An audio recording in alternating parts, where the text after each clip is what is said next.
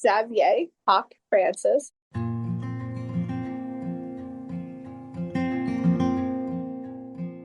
It was like my little hat spin.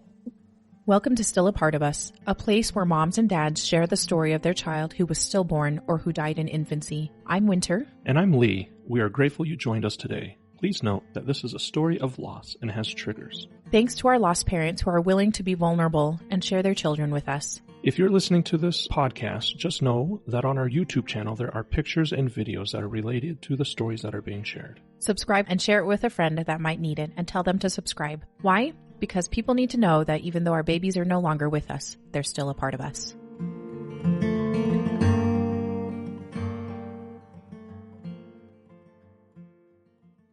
But yeah, like, it was, nobody prepares you for CHIO. Nobody prepares you. They can tell you, oh, hey, you can talk to moms and they can be like, this is the rundown. But nobody truly prepares you for being in the NICU because every case is so different. Yeah. And Mimi was great to explain this to me. You're going to have some highs. You're going to have some lows. There's going to be a honeymoon period. There's going to be some good days. There's going to be some bad days. And there's going to be some days where it's a constant watch.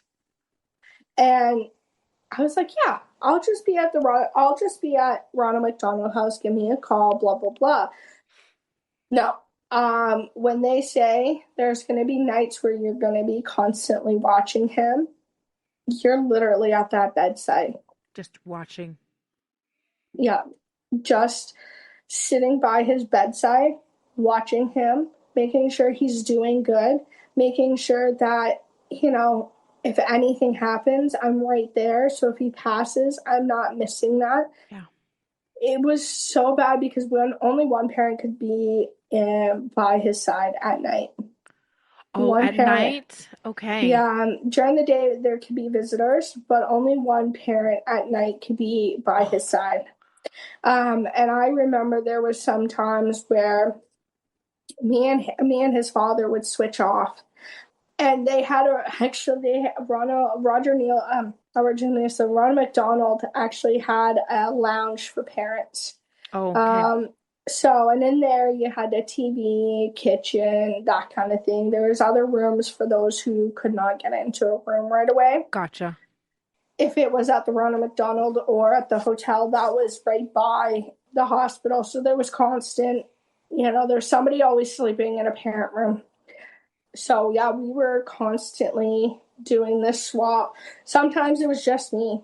I would run because he would disappear again. And so, he was really struggling with this. And I wish I could have been there to help him out more. You were not in a place for that. No, but it still sits with me. Like, I don't regret not being there, but it was like, oh man, maybe there was something I could have done, but I know there wasn't. Yeah. So sometimes it was me all the time. And I would say by like the fourth day, that's when we got more news of what was going on. So the water on the brain, was easy to deal with because we didn't know what was going on with his ventricles. We needed to get that water off the brain to understand more what was going on underneath everything. Right. So they had him scheduled in for a shunt surgery. Mm-hmm. And a shunt is just something they put in the head to essentially drain out excess fluid. Yeah, so it'll go from his brain all the way into his stomach to pump into his stomach, so then that way he can urinate it out. And so with that being said, so we knew we had to do that. We didn't know how that was going to look. Yeah. So there was that, and then we ran into the worst hiccup ever. So most babies in NICU, severe complications will either have a left diaphragmic hernia or a right diaphragmic hernia. Really was not expecting that. And so a right diaphragmatic hernia is the most dangerous. Uh-huh. The left one is the better one, and he had a right diaphragmatic hernia. So everything was up in his lungs, like his lungs were being squished, everything like that. Yep. So they had to do surgery on that first and foremost. So he was not allowed to eat at all until he had that surgery because his intestines and everything were up in his chest. Yeah, that was going to cause some issues for sure. So what day was that when he got that surgery? So that would have been day 4. So he was just, so 4 days old. Oh my gosh. Yeah, so he had that surgery on the 4th day, which then was like, okay, one surgery dealt with. They turned in and they came to me and they said, hey, we need to do a x-ray now. And I was like, you can't see intestines really on x-ray, so like what's going on? They said he may have an extra rib or may have less ribs. And I was like, huh? Like the plate has gone from being like a hamburger size to now like a 3-tiered cake of all these complications. Yeah, seriously. That are just adding up.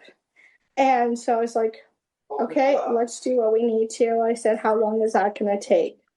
Yeah, so they did a portable x-ray, which was good. So we didn't have to move him any more than what we had to. And it was in fact, he had 11 ribs on one side and 9 ribs on the other side. Really? Yeah. Huh. Yeah. So he was hiding all these secrets. I know, seriously. I'm like, with this extra finger, this is okay. Yes. Crazy. So we had to wait for his hernia surgery to heal.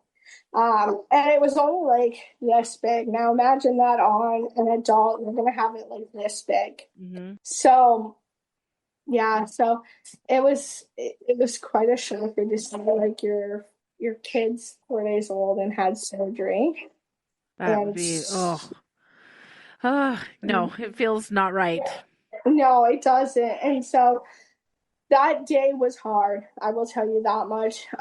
They asked us every question possible. What happens if he starts to flatline? What happens, what happens in the worst case scenario? Yeah.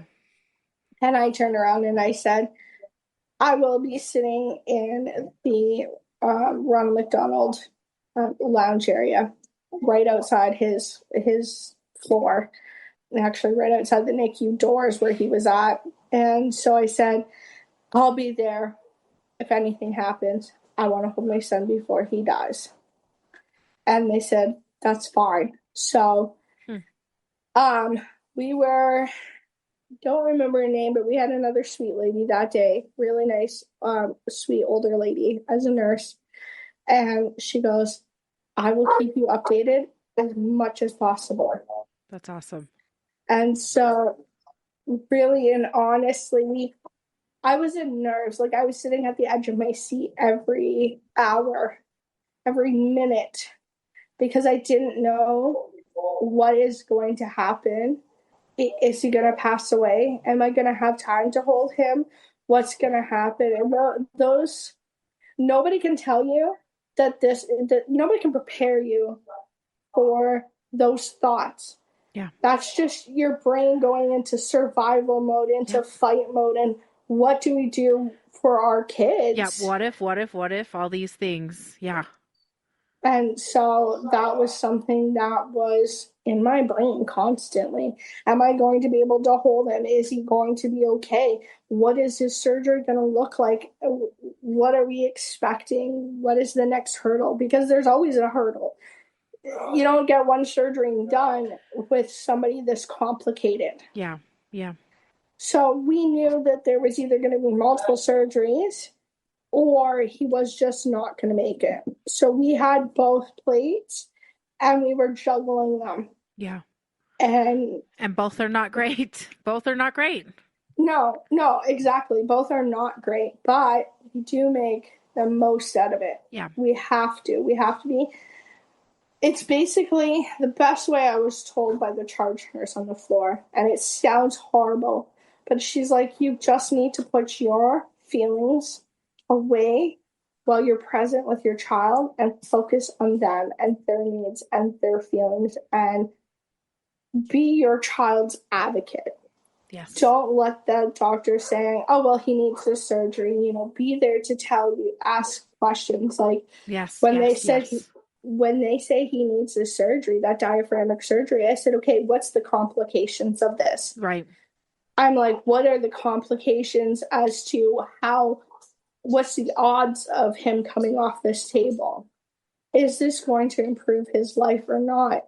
And, you know, they just looked at me and they said, as to the life, I can't say this is going to improve his life or not, but he needs this surgery. This is not like, oh, well, we can do this. We're going to do this. It's an elective surgery. No, he needs this to be able to eat. I said, okay, great. Now, what are the odds of my kid making it off? He goes, they weren't sugarcoating it. He's like, he's 4 days old. I typically don't like to do these surgeries until they're at least 7 days old. And he's like, but we need to get him going. Yeah. Because if not, he's just gonna struggle even more. Yeah. So I said, okay, so what are the odds of this? And he goes 50-50. And you don't want to hear that coming out of a doctor's mouth. Yeah. 50-50. You want to hear something like 80% chance or something. And for a doctor to look at you and say 50-50 and your heart just sinks. And you're like, okay, he needs a surgery. It's not an elective. And you have a split second.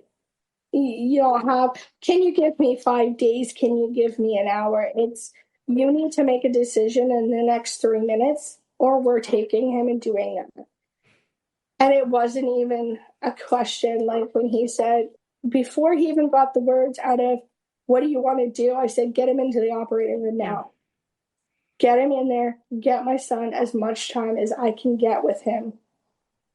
And so he was good. The nurse, his nurse was really good.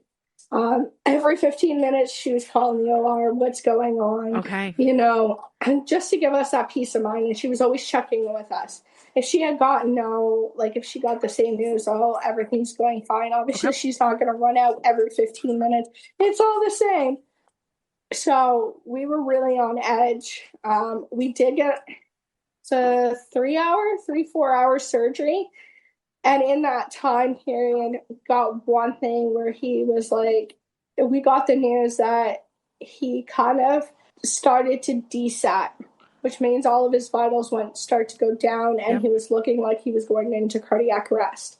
So when she came in and said that, I was like, okay, where is this? Where am I going? Yeah. Because that's all I can think. And she goes, I'm just waiting on a call. And she goes, as soon as I get that call, I will let you know.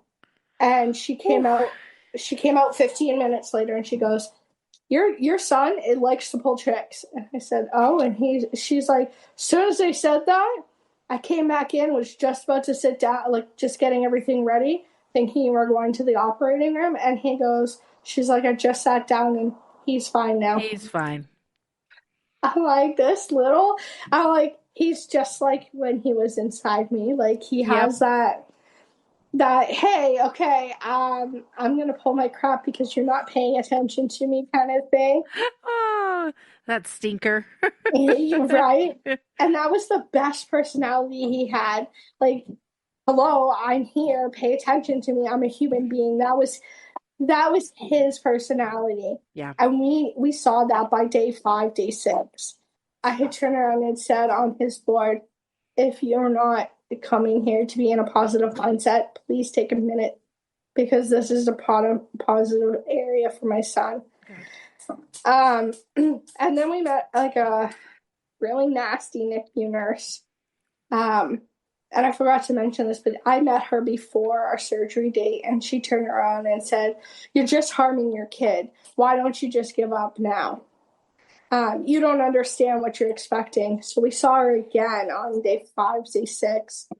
And they were doing their morning rounds, and she comes in, and I'm spending time with my son before all the other doctors get there. She's the first one. And she comes right up to his NICU right in front of him and says to me, "Is this what you expected? Do you like your son being in pain?" Wow. I mean, come on. Come on. Wow. Right? So for me, it was like, Joe, what did you just say? Like, Yeah, I even seriously. looked at her. I looked at her and I said, "Sorry, I didn't hear you."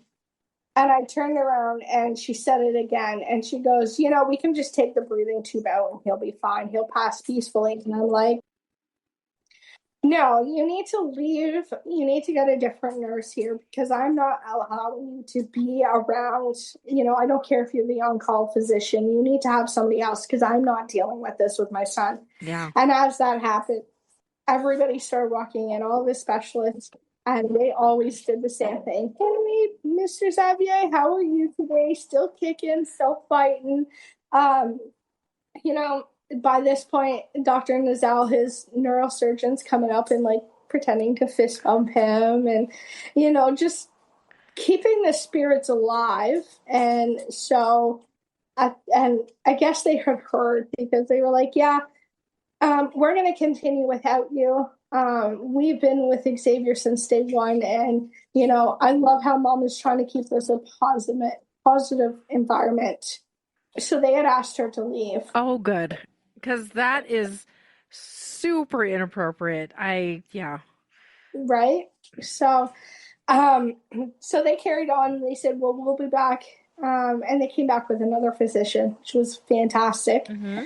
And she got the lowdown. It was another female, but they got the lowdown of what this other physician had said. And she turned around. She just walked over to Zavier and she's like, "It's not nice. You're still kicking. You're still taking names." He goes, "We need to keep fighting, buddy?" And I was just like, "Well, great. I have the best team for my son." Yeah. And that's when they said, "Okay, now we need to start looking for, what we're going to do for his brain." Okay. Because he was having trouble. He was in constant pain because of the pressure in his brain.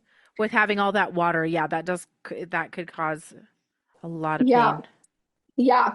So I turned around and I said, "Okay, Dr. Nazal, what are we doing?" And he goes, "I'm not doing anything right now." He goes, "I'm going to keep him comfortable." He goes, "And we're going to give you as much time." So I've only held him in between this whole time once. You're right. Okay. Once. And he goes, "Now I want you to sit down. We're getting the respiratory nurse in," because he was still on the breathing tube. And he goes, "You're going to sit here. You're going to hold your son. You're going to pump. We're going to get you to express as much milk for him and spend that one-on-one quality time with him and just be part of mom and be a mom and teach you how to take care of your son, even though he's here." And I was like, wow. And even the physician agreed. And the physician's like, "We're not going to talk about this until we're going to finish our consultation with you, with Xavier, and with Zavier, once he's on you. Because we want him to be feeling a part and not, oh, I'm in a bed, they're talking about me." They're talking about me, yeah. So that's what they did. They had the respiratory nurse come in, and they put them on me. And nowadays it's called the Haka, but they had something similar like that. And so the side he was laying on, they put that on before, and they put like a pillow so I could hold him. Yeah. So I had a pillow underneath my arm, and then I had the nursing pillow on top of that. And this pillow that they have is kind of interesting because it kind of has they put like almost like a wall on it to help moms, so they don't have to worry about where my hand placement is. Oh, gotcha. And so like I can still hold him with my other hand, but it's kind of like all these pillows and everything that he needs, so the tube is not being pinched. Oh, okay. So he can still breathe properly. And so I was very thankful for that. Very fortunate. I got to help hold him. that was the best day. I expressed a Good. lot of milk that day. And I had a freezer at this point. Like he had one Oh, section of a freezer I am because sure. I was pumping I want to say every 2 hours. Like I was on the ball, like just making sure he had so much milk. And so everything was going good, really good. They said, okay, you know what? We're going to plan this surgery around December 23rd. Okay. So I was like, Oh, can we man. not do it on the 23rd? Like, that's just before Christmas. Like, this sucks. And they're like, yeah, I know, but let's do it before Christmas. And it was all dependent on him. How is he going to react? How is he going to be Right. good? Right. All of his stats before he could go into the surgery. And I had been praying to God, and I had a struggled relationship, and for me to stop and pray, I turned around and I said, show me the signs, show me the way. I don't know if you're there. I don't know if you can hear me. I don't know anything. Show me something. Yeah.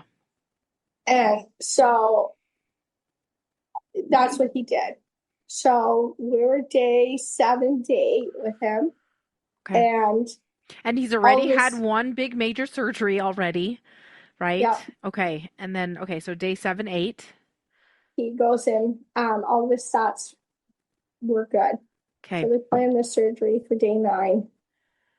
And I said, okay. And Dr. Nazal said, you're not going to like these odds.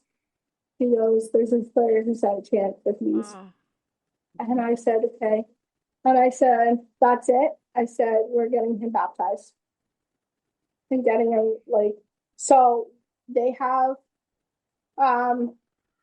so Chio takes donated bridesmaids, not bridesmaids, but Oh, wedding wedding dresses. dresses, and then made them into little baptism or blessing dresses or blessing Yes. outfits.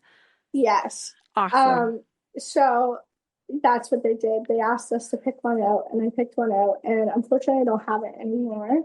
But I had it, and I kept it close to me. That was his little dress. That was his baptism gown, and I loved it. And they actually do dresses for both female and male Yeah, it's just because easier for wires and stuff, I think, right? yes, exactly. So we go in for the surgery just before, so we get him blessed, and then 2 hours later, he's 2 hours to the next day, he's back in the operating room. Okay, and what were they doing at that particular that operation? So they were doing his getting all this fluid off of his Okay. brain to Okay. get a better idea of how much brain capacity he really had, because a lot of the fluid was blocking that. And so I want to say we were hopeful, but we were on edge still, and we were sitting there going, okay, this is the day where it makes it or breaks it. This is the day where we know which path he's going to go on. And so, yeah, that was the worst, I think, for me, knowing that he was going into this and we didn't know. And the odds are not good, like you No, said. they're not. And so the same plan was as before the first surgery. If anything looked like it was going downhill, they were just going to bring us to the operating room. So we stayed close by. But I didn't realize is how close the operating room was to the NICU. And so it was, to us, it just seemed like so far in the back, but it was actually it was the center block of the PICU, in the yes. PICU area. Yeah, so I was like, okay, we're ready, we're waiting, And again, Dr. Nazal, he's like, I want to say one last prayer. And so the pastor was still there, the minister, priest, whatever you want to call him, was still there, and he led us in a prayer, and he prayed for Xavier and for our family and everything like that. And his nurse was part of that. And we always made sure that if he had this major movement or anything, we were praying for his safekeeping. Yeah. So, so they got ready to move him. And as they were ready to move him, because they can't take the full ventilator with them at one point, they have to wait for the respiratory nurse to kind of be there to move it with them. Okay. They need another bagging. And the NICU bagging masks are so different than what you see in movies and stuff. Yeah. It's green, and at the end you have to keep your thumb so you can like press and move your thumb, and it's very complicated. Okay. Yeah. And they wanted to make sure that he was going to be good on this, so they took him off of the one machine to test this bag. And when they did that, he did not like it. He threw, like we say, he threw the worst temper tantrum. He started desatting. He started going everywhere. So the respiratory nurse is like, well, we're not going to do this method. We're going to go with you. We have enough resources on here to keep him breathing if he needs. So I asked the respiratory nurse, I said, is it going to be harmful to maybe for this move to increase his oxygen just a little bit? And she goes, no, it's not actually. That's a great idea. Thanks for being part of his team. So I said, let's do that then. Let's give him the best chance without stressing him out. Yeah, and even more him. Before. Yeah. And so they moved him to one of those like little incubators for preemies that has the top on them.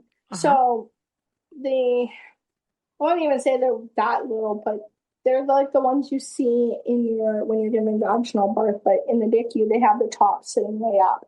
So we brought that down, and I said, let's leave that a little bit down for him, and let's cover him with the blankets, because we knew the hospital lights were bothering him. So we put the lid on top, and I put, so the NICU made him a blanket. They make these blankets for kids that come in, and so they put one over top of him, and the specialist team was like, hold on, we're gonna wrap him up in his blanket. Now I had this gray blanket that had a hood on it. And it was very soft and comfortable for him, and it gave him comfort. So, but the hood doesn't fit on him, right? So we used the hood part for his little feet. Oh, cute. So the respiratory nurse lifted him up very gently, and we slid that underneath him, and they like put him in his little cocoon, and we made sure he was all good. They let us walk down as far as we could with them. And we did our normal thing. I turned around and I would kiss his brain and give him a bunch of kisses, and we're like, kisses for the brain so that they would work. Yeah. And I actually saw that. I have a bunch of shows that I watch from Great Britain, and a mom was in the NICU and her son's kidneys weren't working, and she would always, say, kissing the kidneys so that they would work. So that's what I did. I always gave him brain. That was something. And if I forgot, he would start going all over the place. And I'm like, I'm sorry, bud. I forgot about that. Right? So that was a thing that, I would sit there and be like, okay, kiss the brain. So it would work. And we'd give him 2 kisses. And like I said, I was the main one there. So it was mainly me. That's a lot. Okay, that's a lot. Okay. So how long was he in for that particular surgery? So he it didn't go as planned of what he wanted to do. So because of his hernia surgery, he could not run it from his brain down to his stomach. Yep. Okay. So they needed, I believe it was called a Gala shunt. I can't be precise, but it's one that the brain absorbs, so they move it so that the brain can kind of absorb it all. Okay. And then he had on one of his sides of his head, there was an area that if for whatever reason the pressure was building up too much, that they can aspirate from. It was like a port. Yeah, just a place. Okay, that makes total sense. So, okay. So that's basically, he made it out of that surgery. He did. Yes, he did. And Dr. Nazal actually was the one that came to us. And, you see those shows where, like, the doctor comes out and they take their hat off and they sit beside you, and it's always bad news. And he did that. And I'm like, I just started breaking down and crying. I'm like, he's gone, isn't he? He goes, no, he's on his way back to his room. And they're like, oh, I hate you. Don't do that. And he goes, I love you too. He goes, but everything went well. He kind of was throwing his temper tantrum as he normally did. And he goes, all that it took was to put his blanket on him. Oh. So they left. So he was it was like a security blanket for him, really. So and this is before they even started operating, that he kind of threw his temper tantrum. And so they put it on top of him, underneath all the sterile stuff. And so as soon as that happened, he said he was fine. He calmed right down. And I said, okay. I said, that's my son for you. He knows what he wants. And he's going to tell you. Yeah. So we couldn't hold him. He needed to rest for 3 days. And so I was like, okay, we're going to do that. We're going to let him rest. I actually let him rest for, I think it was like, day 8, 9, he had surgery. So probably day 11, 12 was when I held him again. Okay. Christmas Eve, he was still, I got to hold him on Christmas morning. Okay. Which worked out perfectly. Okay. But I stayed up until 2:00 on Christmas morning. So I stayed up all Christmas Eve into Christmas morning. And I don't know how many pieces of paper I cut out, but I cut out so many pieces of paper in triangle form. And I made a Christmas tree out of all these green triangles on his wall. And that was on his wall for Christmas morning. I made a star. I made the trunk of the tree. And I went out and I got like little garland to put on there, and like little fairy lights. And that's awesome. And that's what you got to do when you're in the hospital over Christmas. Christmas can't stop. Yep. You know, you can't tell Christmas, hey, hold up, my kid's in the hospital. Yep, you can't do that. No, so I was like, okay, this is another hurdle. You know, we'll get through this. We'll make it. And things were looking pretty good for him. He started to show more signs of breathing over his tube. Oh, okay. So he was showing more signs of like, hey, I can breathe a little bit better. Yeah. And so with that, like they test before they rip out that tube. They test by seeing if they can put him on CPAP, and see how he does with that. So it's essentially the same, but they leave the tube in. They disconnect it from his actual breathing tube that goes into his lungs. And the CPAP just sits on his nose. Okay. Yeah. And so they put that on and they connect the ventilator back because there's a CPAP option. And they watched him for a good 5 minutes just to see. And he was doing fine on CPAP. Okay. Absolutely fine on CPAP. So we made the decision. I said, look, he's just had brain surgery. We don't know what's going to be the complication. I said, do we take it off now and then have to reintubate him because he has a complication and has to be reintubated? Yeah. Or do we wait the extra day and put him on CPAP the day after Christmas? And ideally, that's what we chose. Okay. We said, let's leave him on the ventilator until after Christmas. Just in case. Yeah, I didn't want to hatch my chickens.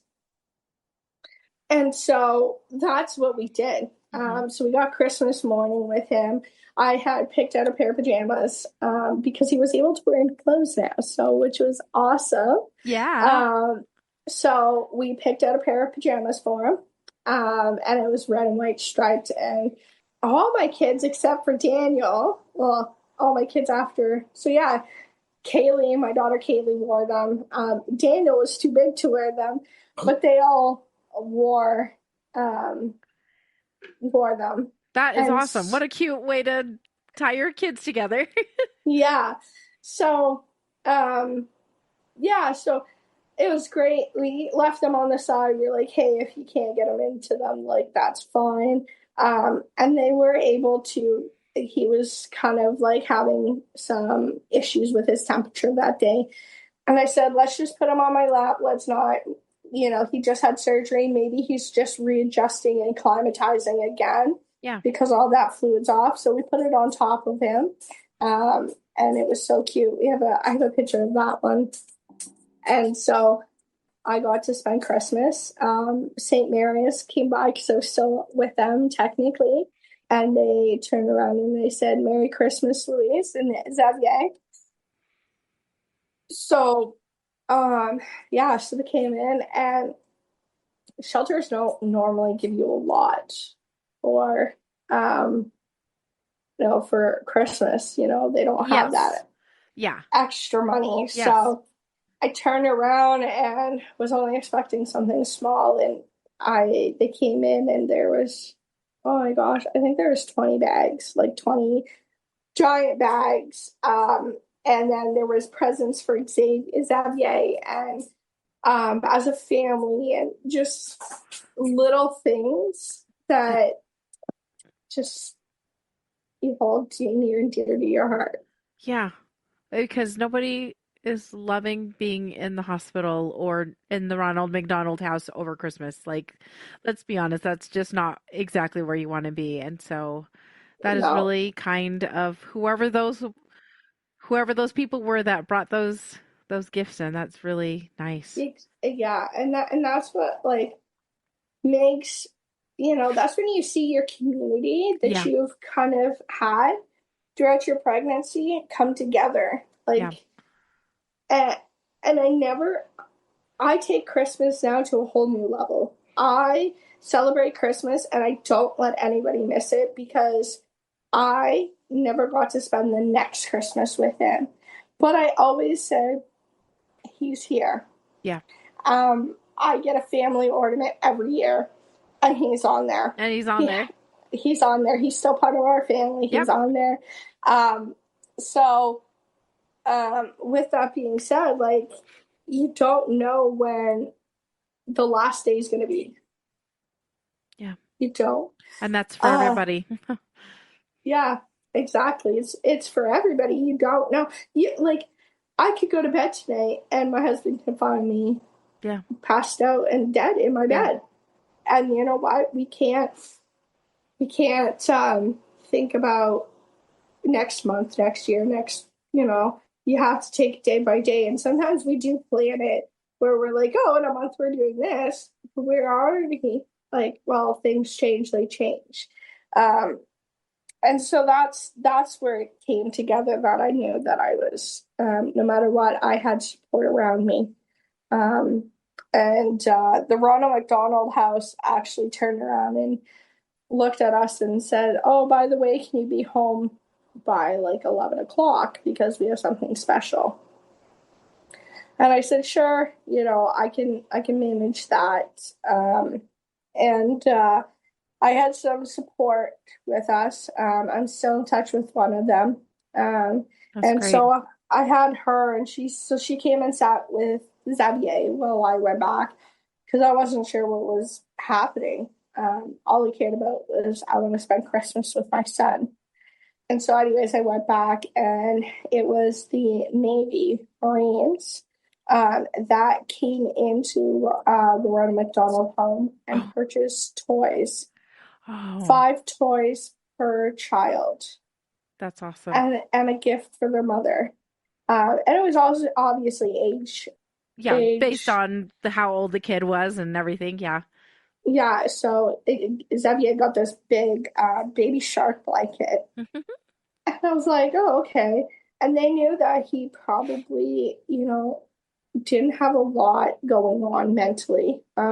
He's probably going to be delayed in some aspects. And so they got him like some specific toys that were made for, incubators and stuff like that. So they got him a couple of those, and then they got me I can't remember now. They got me something that I can they got me a camera. Got me a little digital camera, the old-fashioned ones. Yep, but it's it's really handy to have. Yeah. And so, so I got that. And when I came back up to his floor, it was kind of funny because when I came back up, there was the Scentsy bears. And I'm not sure if anybody knows what Scentsy is. It's that, like, they're the candle wax. The candle. Okay. Yes. Okay. Yeah. But I don't know what a Scentsy bear is. Is that so just... it's from the same company, Okay. and you can get these little sachet packs or Yeah. whatever that you can put in the back of these bears that have like a scent to them. Awesome. Okay. So they got a couple of those for us, and instead of giving us the scent, they created like a bag of the weight of your child.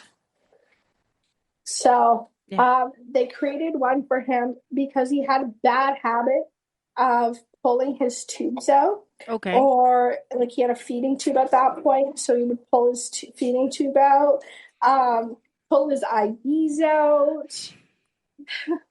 He's like, I don't like this at all. No, exactly. And so because of that, it's hard to get an IV back in babies. A little small. baby. Mm-hmm. So he pulled it out, and they finally said enough is enough, and they've had to put a PICC line in. They did. Yeah. So they had to put a PICC line in, but we had to figure out the placement because they wanted to put it right underneath his armpit, but he could grab that so easily. I was like, that's weird. Okay. Yeah. So they had to put it on top of his arm because if he was to reach over, he couldn't do that right away. Yeah. So we were like, okay, great. And they were able to take his blood oxygen IV to monitor like his carbon dioxide and oxygen and blood pressure and stuff like that. They took that IV out, and he just got a regular blood pressure cuff after that. Oh, okay. Did not like that one bit. I'm sure they're not comfortable. No. And at one point they went to do because it was set to go off every so often. And the one time I had just come in and I'm like, what does that sound? And the nurse is like, yeah, what is that sound? And so she's over looking at all of his machines and everything. And the monitor's going off saying that there's no blood pressure detected, but he's breathing fine. And I'm like, what's going on? Maybe something going faulty, right? Yeah.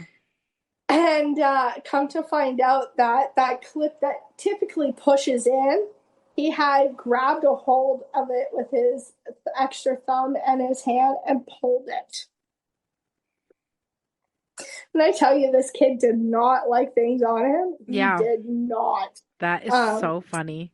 Yeah, he got his hands, I remember at one time, underneath all those like stickies that are on your chest, got his hand underneath that and somehow pulled that out. He did not. That's so funny. And they're just little wires, right, connected to a little housing box.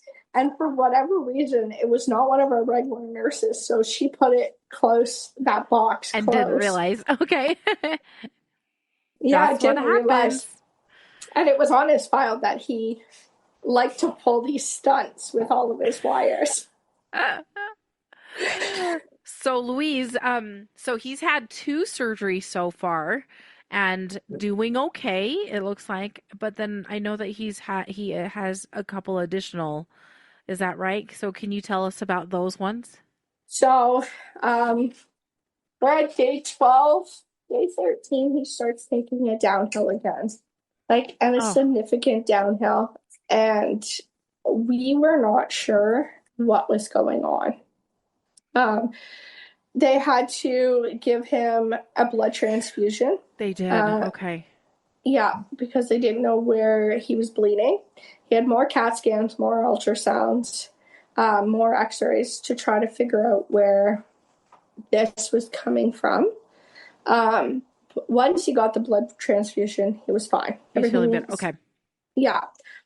He still was desatting a lot. And that's when, instead of spinning all the time, I would go home at back to the Ronald McDonald House because he was doing so good. It got to the point where I was at the hospital 24/7, 7 days of the week because it got that bad. We didn't know what was going on. He's off of the ventilator. There was talk about putting him back on. I said, just give him some time, wait another hour. Wait even 24 hours and see. His breathing was better. It was okay to stay on the CPAP, and they moved him to BPAP, CPAP and BPAP. So he was switched in between both, and one just gives him a lot more oxygen than the other. So they were kind of switching back and forth. And I think it was BPAP that they kept him on because it was giving the most oxygen through his nose. And that's just basically high flow air before you get onto more down the road to be off of that. And so Dr. Nazal came in and said, we have to have a group meeting, but not with Xavier. And you never want to hear that as a parent. You never want to be away from your child. Yeah. And so, before his brain surgery, we had a program called Roger Nielsen's House, and I'm not sure if a lot of people are familiar with it. Yeah. Uh-huh. So Roger Nielsen House is actually from he was a hockey player, Ottawa Senators, Roger Nielsen. And so they had founded this program for moms who are dealing with children who are not going to make it, children that need extra care, and to help their parents, get some respite for them, give them counseling. They had doctors on staff, nurses on staff, just to help whatever which way they needed. That's great. Yeah, and so we were looking hopeful because he was doing, like I said, doing great after his brain surgery. So we thought, you know what, let's look at what this option of respite and special needs are we going to be looking at. And so they helped us navigate that. So he, like I said, he went downhill. And so Roger Nielsen was called back in, and they turned around and said, I don't know how much longer you're going to have with him. He's not doing good. He's fine for right now. They said, you need to make a decision right now. Do you want to put a DNR on him? He goes, because here's the thing. He even said, if this was my child, I'd put a DNR. He goes, because right now, it'll harm him more than anything. It'll put him in more pain if I didn't do this, if this was my child. And I said, do I have time to think about this? Because, you don't want to think about doing that and being like, what happens, Yeah. So I thought about it. His father was like, no, I don't want that. That's not happening, He was still in kind of, he's not going to die. He's not going to die. He's going to be fine. He's going to live. And, trying to tell somebody who's addicted to drugs that, this is not happening. Yeah. This does not look good. This is the worst he's been since he's been in hospital. And so with that being said, I turned around and made the ultimate decision because I did not want to leave it up to somebody who was back in their addiction and not clear-minded. Yes, exactly. So I made the decision. I said, call your mom, call your aunt. I said, get them to come down, come see Zavier. I said, I'm making the decision. I'm signing a DNR. I said, this is not fair to our son. This is not fair to him. He's fought long and hard, and we need to make that decision on what is going to happen to him. And so he straightened back out. And I should say they moved him from where he was into the isolation room, which just gave us more privacy. And we were both able to be there and stay the night with him. So it just gave us a lot more privacy for us and our family. And so, and at the time I had called her because I couldn't trust her. And I said, I don't know what's going to happen. And I will mention she was like a mom at that time to me. And so I called her up and I said, Mom, I don't know what's going to happen, but I want you to come down and meet your grandson before anything. Oh. So the hospital and they reached out to Children's Aid because they usually have a lot more funding. And they got her a two-way ticket from Winnipeg down to Ottawa and back. Oh, that is great. That's great. Yeah. So, and her two kids came down to see him and spend some time with him. And my plan was never to have family around when he passed. If he passed, I wanted to be able to hold him and spend that time with him. Yeah. Just you guys. Yeah. Okay. Yeah. And so we decided that if it got really bad, we were going to, move to Roger Nielsen's house and do their end of life care program. And that's just basically doing what we wish to do with our child before passing. And everything that we wanted to do that we could not do as a parent, giving him a bath. Yeah. Celebrating his birthday, whatever that may be. And so we had family come in and we were going to go over to Roger Nielsen's for January 10th because that was his original due date.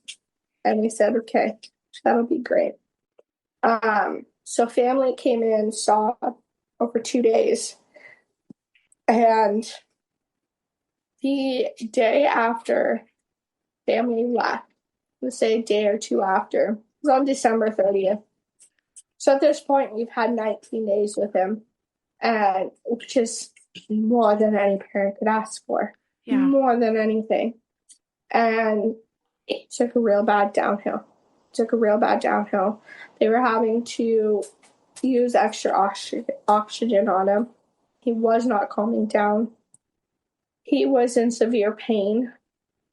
And we had found out prior to my family coming down, he had no brain. He had the brain of a 20. If you were to give birth to a 28-week baby, he had no brain. He could not breathe from himself. I shouldn't say he couldn't. He could a little bit. He could not suck anything like a soother or anything. Yeah. There was this. It was like somebody decapitated him because that message to go down to the brain to say, "Hey, breathe," was not there. Okay. To drink was not there. He had no quality of life. Yeah. And that's when we called all of their family down. And that's when I really broke down because it was like, hey, bud, we've had 19 days. 19 days, and I'm not upset with you. You fought in love, fought hard. And, don't worry about Mommy. Mommy will be here. Mommy's going to be okay. I kept telling him that, and I kept saying, if that's what you need to do, leave now. I'm not going to be upset with you. And so it came to the point where he was really having trouble. I remember that, leading up to the 30th, those troubled days were hard for him. I remember, staying up all night. And at this point, I stopped pumping because what's the point? And so, so I stopped pumping a week before. And it was just, I was preparing for the end. And I knew that I had to prepare because he was only hanging on for me. He was trying to be my strong support. And I kept telling him, it's okay, Mommy's not mad at you. You fought hard. I love the time that I've gotten with you. if you need to go, it's okay. Bobby will hold you no matter what. And I remember, like, it was a blizzard for those last couple days. And on the 29th, going into the 30th, I remember holding him and just giving him all the love and cuddles and everything.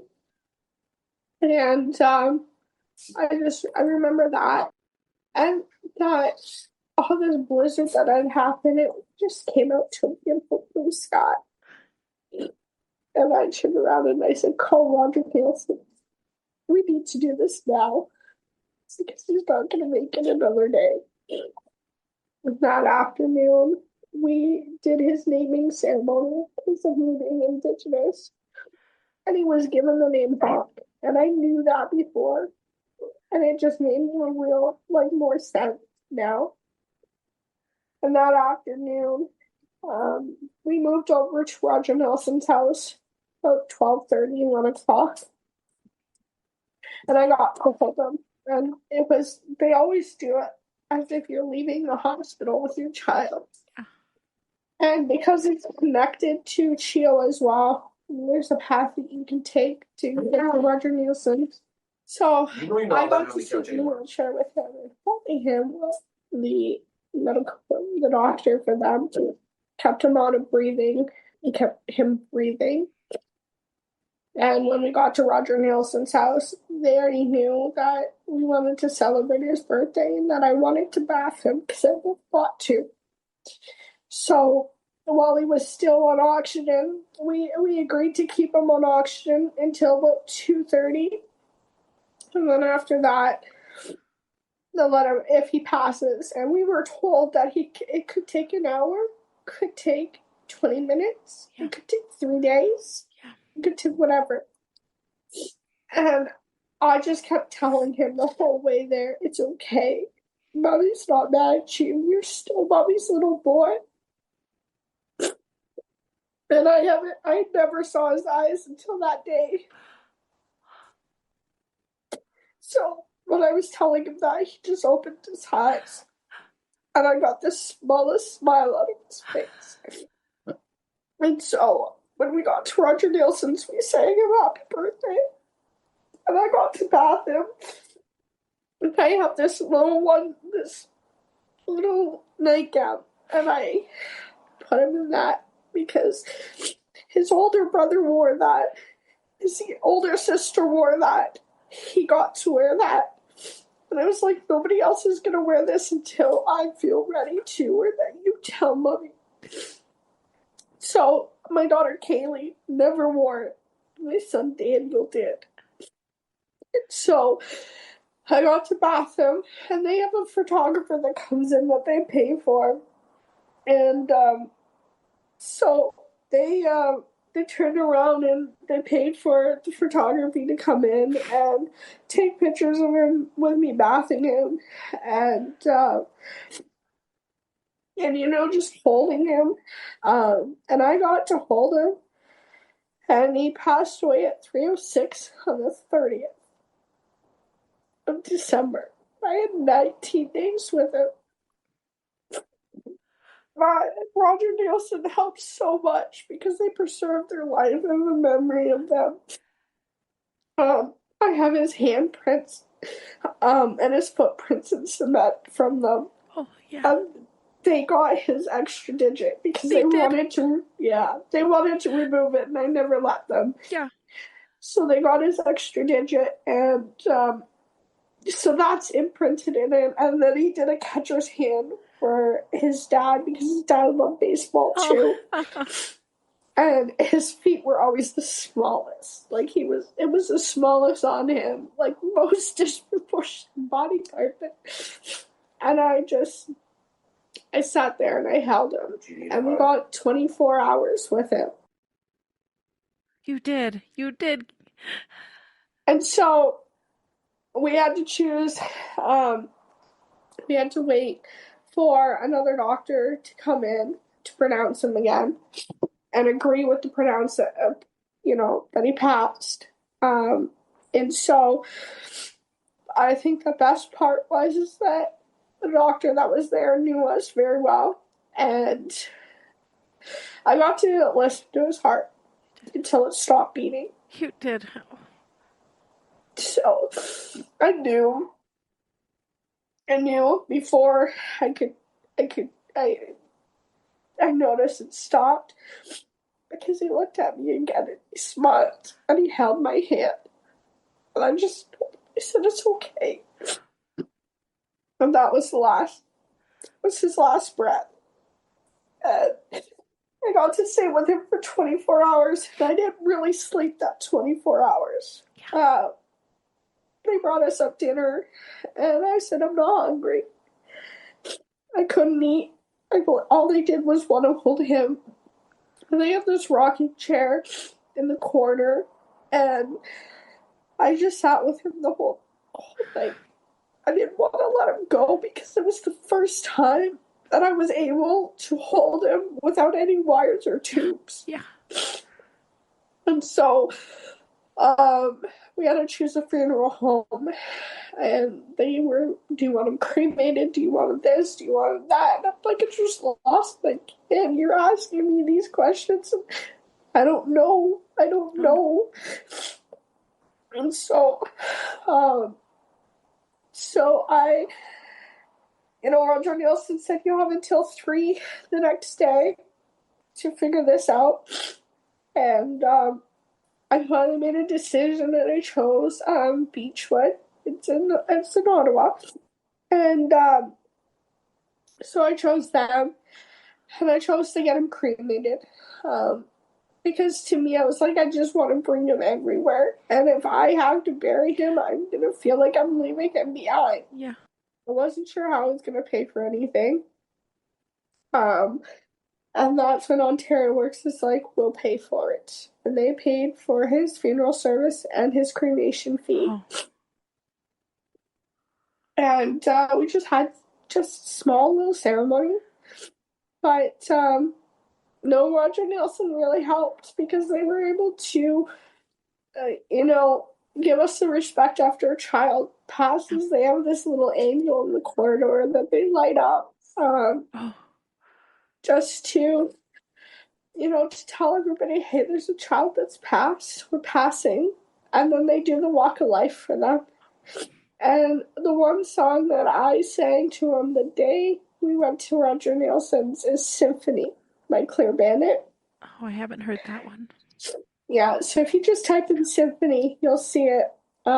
It's a beautiful song, and it talks about, like, even when you're gone, your heartbeat will still live on. And I have trouble listening to that one still to this day. Because that was his song that I sang to him. Yeah. And so his walk of life, we did that one, and then the Coldplay, I think it was called When You're Gone. And so we had everybody with candles waiting for him, and we sang that. Oh. And they don't tell you that when the funeral home picks your child up, of how small the box that they put them in. And I wasn't prepared for that. And They literally created a carrying casket for him that looked like a crib. Yeah. Like a cradle, but had a lid on top. And I turned around and I was like, he never liked the dark. Like, don't put him in the dark. And they were so nice because they didn't. They had like the top sideways on him. Oh, good. They asked if he had a favorite blanket, and they said yes, he did. So they put that on top of him. And they even turn around and they say, Mr. Zavier, you'll never be put in the dark. And so when he went into the funeral home, they made sure he wasn't put in the dark. And so I got to go to the funeral home the next day, after he left, and make every arrangement possible. And Beechwood does something better than any other funeral home that we saw, that we were looking at picking out for him. And they allow you to actually, with a family member, especially with a child, they have a child's area in the mortuary, in the morgue, I should say, and it's where they put all the babies and they don't put them in the dark. It's like a clear shield on them, so that way the light's still there for them, but it's dim. And they encourage the moms to hold their children. God. So they literally when we're going through this all, they were like, "Do you want to see your son?" And I was like, "Yes." And so they brought him up, and I got to sit with him and rock with him in this like little room that they have for moms, and read them a story, because they always have books there and they bring books up for them. That's awesome. And so, and then when we wanted to put him back, put him down for bed, I do the same thing, and I turn around and look at him, and I turn around and kiss his bride, and I said, "Just to make sure it works, Mommy." And so, yeah, so we had asked before he was cremated to put him in his sleeper. We got him for the gender reveal. And so we put him in there, and I'd asked, I said, before you cremate him, we see him one last time. And they said, yeah. And so we went, and again, his dad disappeared. When I needed him the most, his dad disappeared again. And so I sat there with him for 2.5 hours.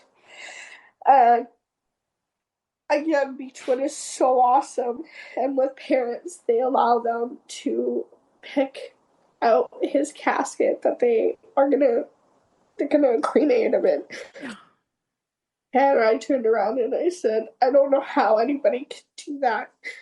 And they were like, "We understand the loss of a child. Like, we understand it." And so I turned around and I said, I don't know what to do. I don't know what to pick for him. And I said, "I can't do this." And they cremated him, and the staff there found out that he was a Montreal hat sale. They colored a white box for him in the colors. Oh, that's so sweet. So, and then they called me when they said, "Okay, we're cremating him now." And then they called me and they said, he went very peacefully. And I was just like, I couldn't be upset with him. And I remember yelling at one time. I just yelled at God, and I said, "Why the hell did you give me this kid to break my heart? He was so perfectly created, and you took him from me." And I remember telling him, I said, "Xavier, I know you're watching over Mommy, and your Mommy's guardian angel, and I'm never mad at you for leaving. I wish I had more time with you." And, I've made it. I try to keep his spirit alive every day, and even at the funeral, I was talking about, there's this poem that they gave us, and it just speaks on, you have to take minute by minute, second by second, because, minute by minute, second by second is all you could do. And if all you could do is, get up and make yourself a coffee, don't put pressure on you to make sure your house is clean and spick and span. And that's what I did for so long. I had to, because I was just lost. I was in so much hurt and I was in so much pain because I couldn't understand why God did this to me. And so it was hard. It was really hard. And, to this day, I still have his urn, and I still have his little teddy bear. You want to go grab it for me? I have this little teddy bear, and my mom just fixed him up because he has so many holes on him. And I turned around and I said, "We're going to have to bandage you up like they do at the hospital, Mr. Zavier." And just as I did that, he just turned around and his bear just kind of hugged his urn, and I'm like, okay, that's creepy. But I'm like, that's him saying, yeah, I need you, Mom. And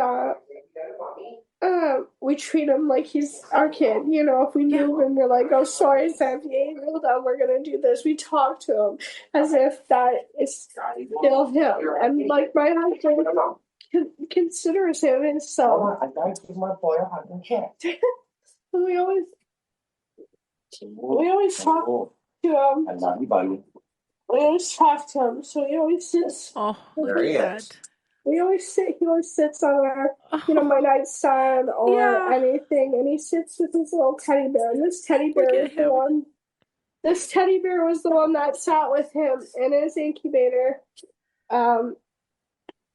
for every day, and he still stays with me. We've had to sew him up. I'm yet to wash him. I don't want to wash him, but I know some days he needs a bath. But it's just. But he's got here baby smell. I mean, he's got Zavier smell, so I would not. I would not. But yeah, he had some holes on him, and I turned around and I looked at my mom, my foster mom, Heather now. She's my foster mom. And I said, can you take care of your grandson? And she goes, I'll bandage him up. And and I was giving my testimony at our church just back on around Easter. And I said, I need him because he's like my security blanket. And so she comes in and she goes, I have Zavier. And I turned around and I said, she's like, I have Zavier. And I said, okay. And she pulls him out of her purse and he was like, squish him. Like, how dare you squish your grandson? I'm like, how would you like me to put you in a purse and squish you? So she goes, I'm sorry. But we take him everywhere. And so, and because he was cremated the way he was, his ashes actually have specks of blue in them. And so it just reminds me every day, like, how much we've come and how much hurt and pain, but love that we got to spend with him and get to know him and his little characteristics of him. Like, he had his own way of telling us when he didn't like something. Yep. And we always made sure, like, his dad, when he was around, would always turn around and act out the hockey games again with him. Nobody tells you what you're going to walk into. Yeah. And that's what I hate about doctors nowadays. They turn around and they're like, oh, everything's going to be fine and everything. And then you just look at what we walk through, and when I hear that nowadays, I'm just like, you don't know. You don't know. I'm like, I was told so many, like, I don't knows. And I'm like, I would rather have 1,000 I don't knows than, oh, he's going to be fine and healthy and he's going to walk out of here. Yeah. Yeah. I would go through the pain of losing my son over and over again than having someone telling me that he's going to be fine. Yeah. And, and that's what I try to tell parents now. If your kid's in the NICU, as goofy as it may seem to celebrate those little milestones and being your kid's cheerleaders, like, do it. Yes. Like, your kid needs that. Your kid feeds off of it. And, if you need to cry and break down, it's okay.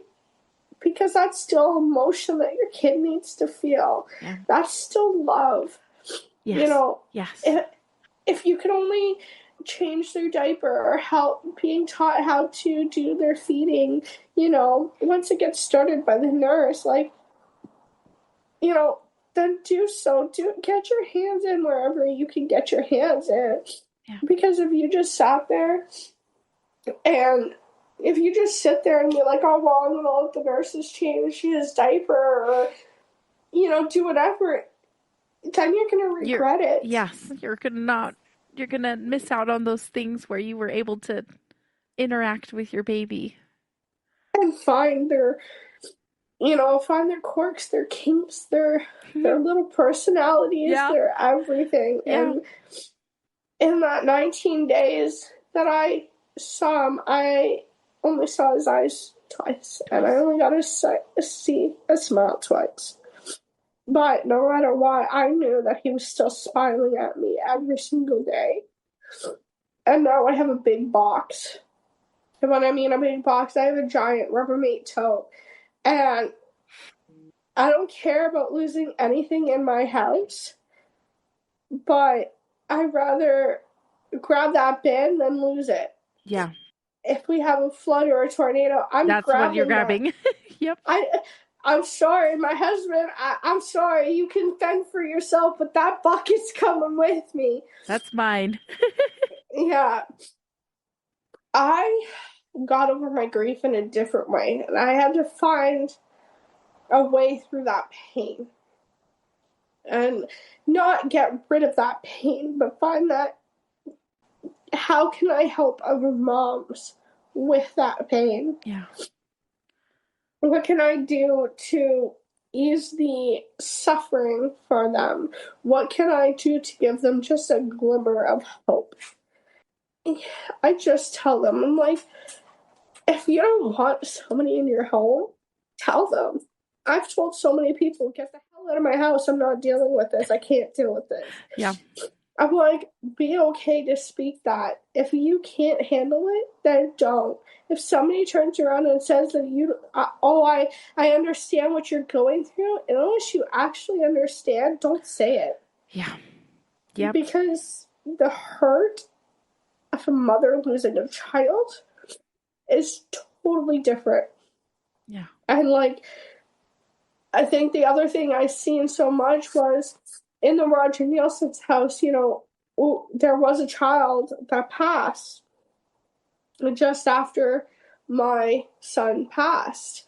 And one of the moms who had one of their children, they had multiple, she goes, oh, I understand what you've gone through. Well, her child was only 6 months old when they passed. The mom just lost their 13-year-old child. Oh. That's not you don't understand. Yeah. We don't need to. Yeah, we don't need to compare grief. It's. And that's what I tried to say.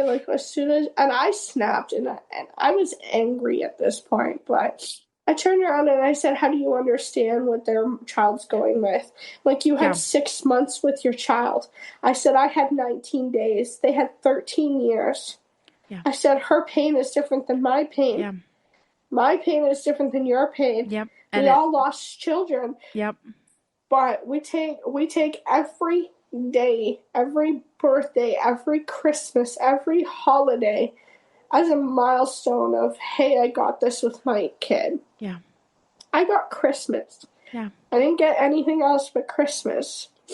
And I keep that near and dear to my heart. How would Xavier like us to celebrate Christmas? What would Xavier want for Christmas? Yes. What cake do we do this year for him for his birthday?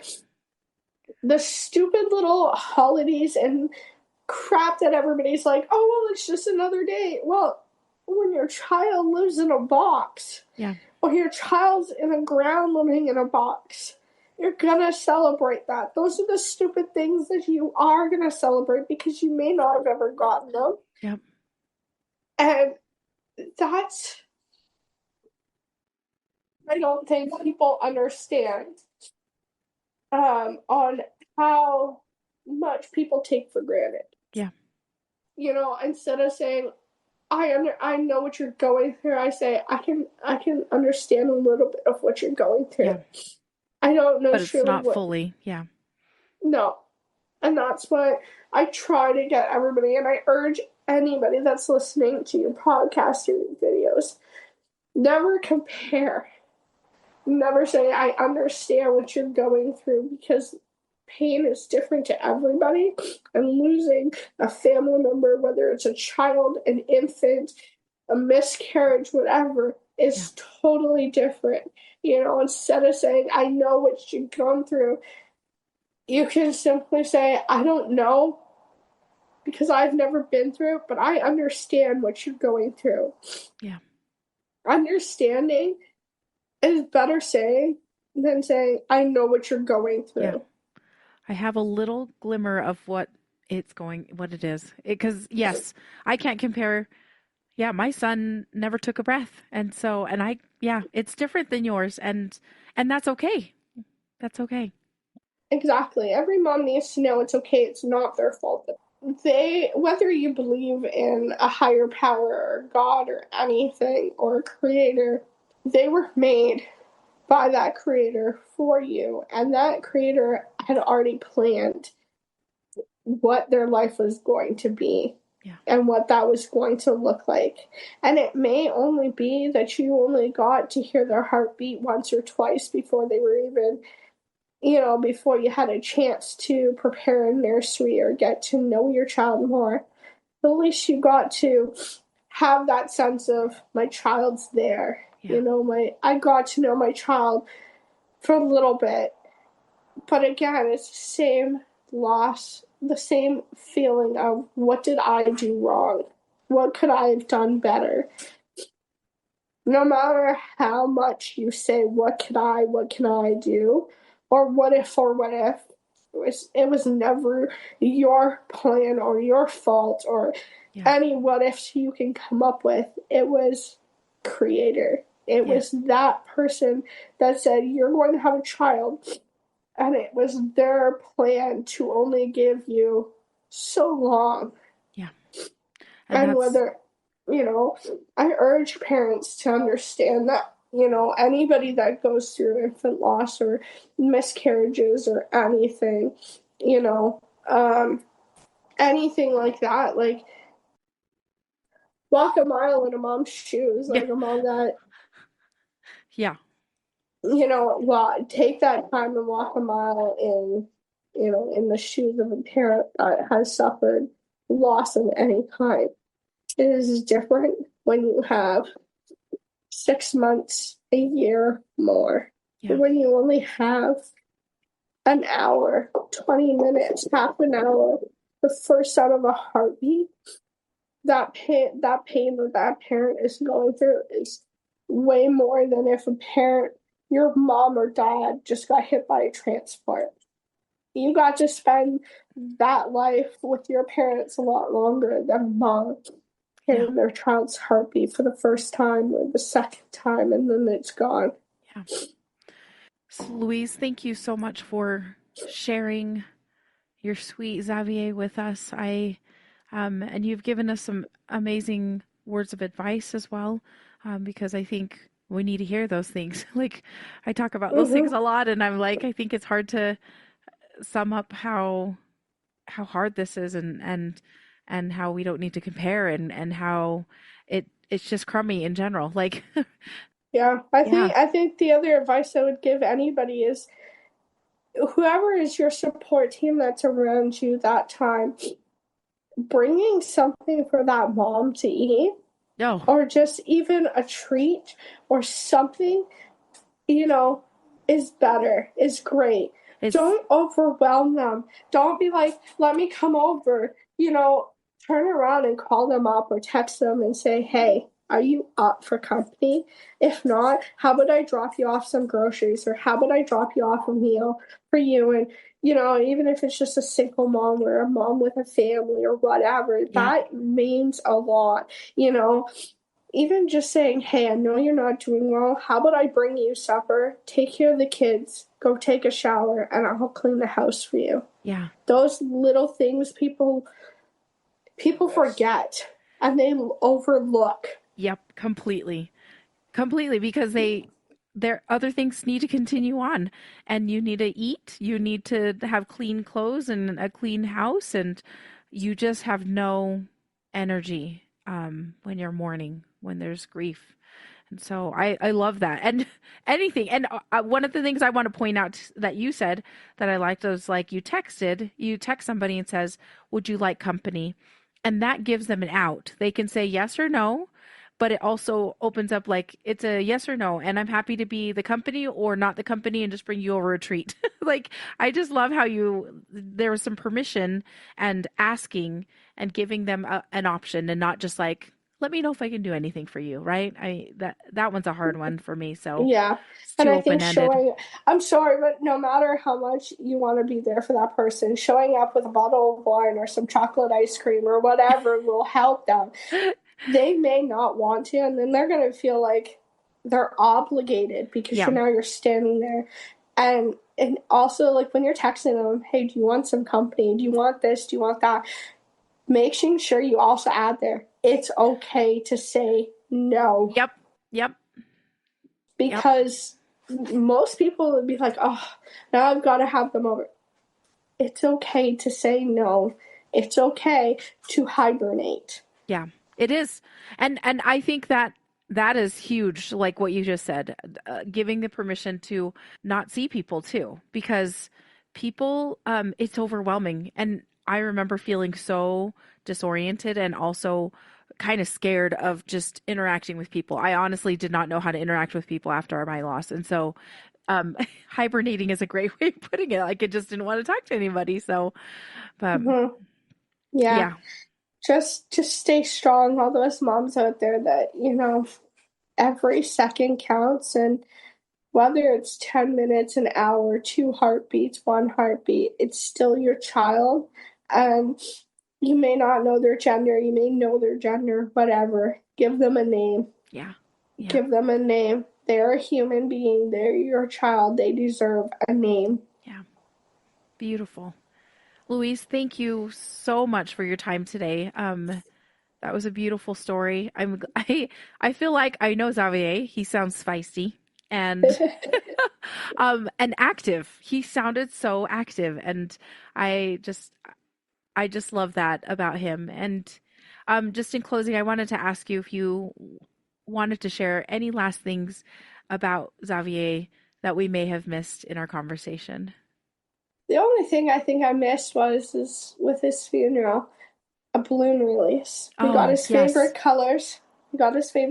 Now. He also liked the crinkle of like those Christmas bows. Yes. So we had them lined up on his side of his crib where he could reach them. Oh my so gosh. He could hear that crinkle. That is so cute. Right. So I have all of his bows from his incubators. I still have all of that. I'll have to send photos of everything. Yeah, I've gotten all of that. And his favorite color was blue, red, white, orange. Those were his favorite colors. And yellow. He looked great in yellow. And we set off blue balloons. And we had everybody write a little message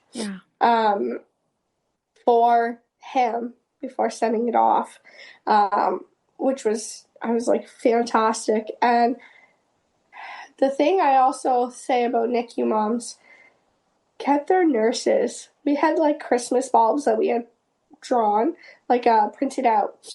And on the day before, when we knew everything was going on, we went to all of his nurses that had him or knew him or any part of him. And on the bulbs, they wrote little messages about him. Just do something like that. Those little messages, when you're down and out, will bring you so much joy when you're having a hard time. I sometimes go to it around his birthday, and I'll read them again, and I'll pull everything out. And it's just like, it brings me joy. It brings us joy. Actually, I'll show you a picture of his, I have his feet and hands.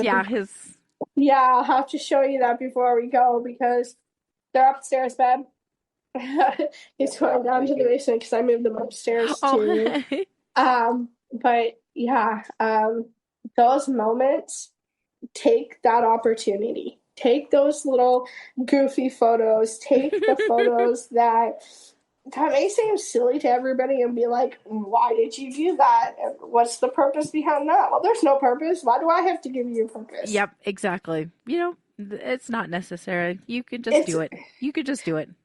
Exactly. And you don't have to be like, oh, well, what would people think? I don't care what people think. Yep, exactly. I really don't care.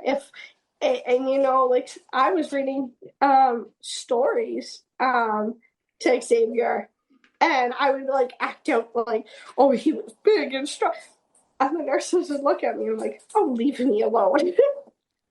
And so these is what they have made at Roger Nielsen's for. Look, those are so beautiful. Those are so beautiful. Oh my gosh, and there's his little extra thumb. Look how cute that is. I can't believe that. That's so cute. So they did they did the silicone mold first. Yeah. And then they did And then this. that's awesome. Until I have a permanent like home where I can lay it in the ground. It stays with me, and I carried that. Yeah, and you know, Roger Nielsen was so nice and made sure that his name was on his box, and it wasn't supposed to be done for 3 weeks. But they managed to get it done. They poured a silicone and they casted it and everything. That is so awesome. It was ready for his funeral. It was like 4 days later. They are so nice.